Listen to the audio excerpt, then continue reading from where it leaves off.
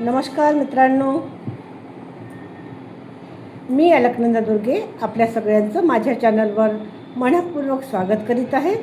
इथे आपण ऐकणार आहोत रामायणाची पावन कथा अगदी साध्या आणि सोप्या भाषेत.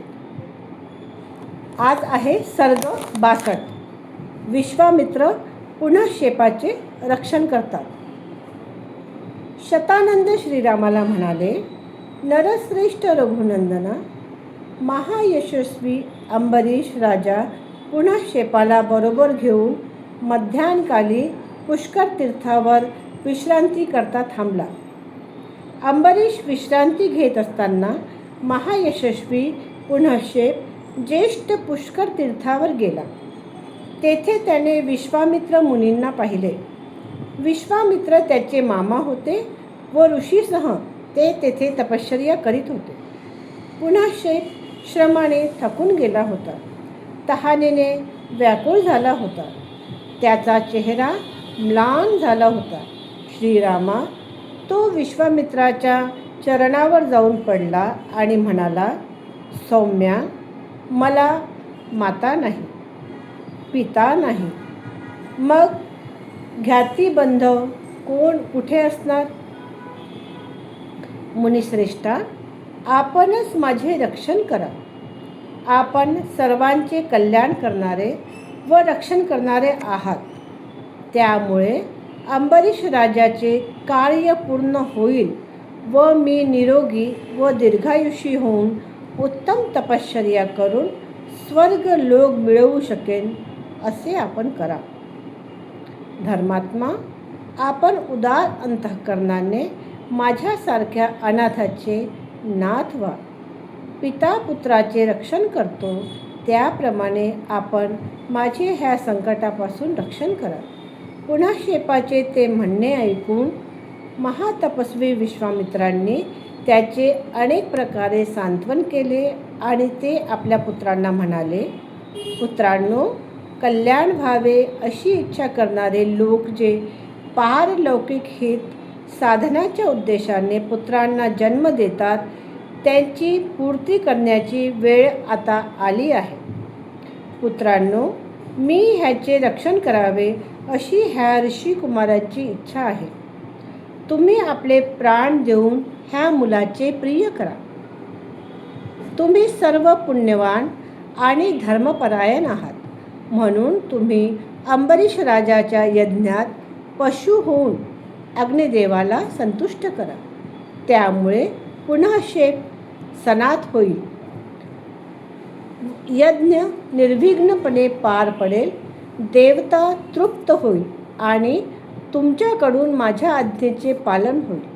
नरश्रेष्ठा, विश्वामित्र मुनीचे ते म्हणणे ऐकून विश्वामित्राचे पुत्र अभिमानाने आणि अवज्ञापूर्वक म्हणाले, प्रभो, आपण आपल्या पुत्रांचा वध करून दुसऱ्यांच्या पुत्राचे रक्षण कसे करीत आहात?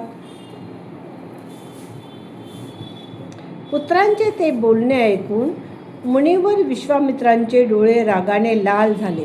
ते म्हणाले, निर्भय होऊन तुम्ही जे म्हटले आहे ते धर्मबाह्य व निंद आहे. माझ्या आज्ञेचे उल्लंघन करून तुम्हा अंगावर शहारे आणणारे दारुण शब्द बोललात, म्हणून तुम्ही सुद्धा वशिष्ठ पुत्राप्रमाणे मुष्टिक जातीत जन्म येऊन 1000 वर्षे ह्या पृथ्वीवर राहाल. मुनीवर विश्वामित्रांनी पुत्राला असा श्राप दिला. तेव्हा शोकार्त झालेल्या पुन्हा शेपाचे रक्षण करण्याकरता ते त्याला म्हणाले, मुनिपुत्रा, अंबरीश राजाच्या यज्ञात जेव्हा तुला पवित्र पाशाने बांधून, लाल गंध लावून, फुलांच्या माळा घालून नेतील, त्यावेळेस तू विष्णू युपाजवळ जाऊन अग्नीची स्तुती कर आणि ह्या 2 दिव्य गायांचे गायन कर, म्हणजे तुझी इच्छा पूर्ण होईल. पुन्हा शेपाने एकाग्र चित्त होऊन त्या 2 गाथा ग्रहण केल्या व त्वरेने राजसिंह अंबरीशाकडे जाऊन तो म्हणाला, राजेंद्रा, परमबुद्धिमान राजसिंहा, आपण लवकर जाऊ. आपण यज्ञाची दीक्षा घेऊन यज्ञकार्य पूर्ण करा. ऋषीपुत्रांचे ते म्हणणे ऐकून राजाला फार आनंद झाला व आळस सोडून तो त्वरेने यज्ञमंडपाकडे गेला. नंतर सदस्याच्या अनुमतीने अंबरीश राजाने पशु बनवलेल्या पुनक्षेपाला पवित्र कुशपाशांनी बांधून व लाल वस्त्र नेसून युपाला बांधले. तेव्हा बांधलेल्या मुनिपुत्रांनी उत्तम वाणीने इंद्र आणि उपेंद्र ह्या 2 देवाची यथायोग्य स्तुती केली. त्या रहस्यमयी स्तोत्राने सहस्राक्ष इंद्र संतुष्ट झाला आणि त्यावेळेस इंद्राने पुनक्षेपाला दीर्घायुष्य दिले. नरश्रेष्ठ श्रीरामा, सहस्राक्ष इंद्राच्या कृपेने अंबरीश राजाला सुद्धा बहुगुणी उत्तम फळ मिळाले. नरश्रेष्ठा, नंतर महातपस्वी धर्मात्मा विश्वामित्रांनी पुष्कर तीर्थावर 1000 वर्षे तपश्चर्या केली. हा सर्ग इथेच संपलेला आहे. आपल्या सगळ्यांना हा सर्ग आवडला असेल तर व्हिडिओला लाईक, सबस्क्राईब आणि शेअर करा. पुन्हा भेटूया रामायणाच्या दुसऱ्या भागात. नमस्कार, धन्यवाद, जय श्रीराम.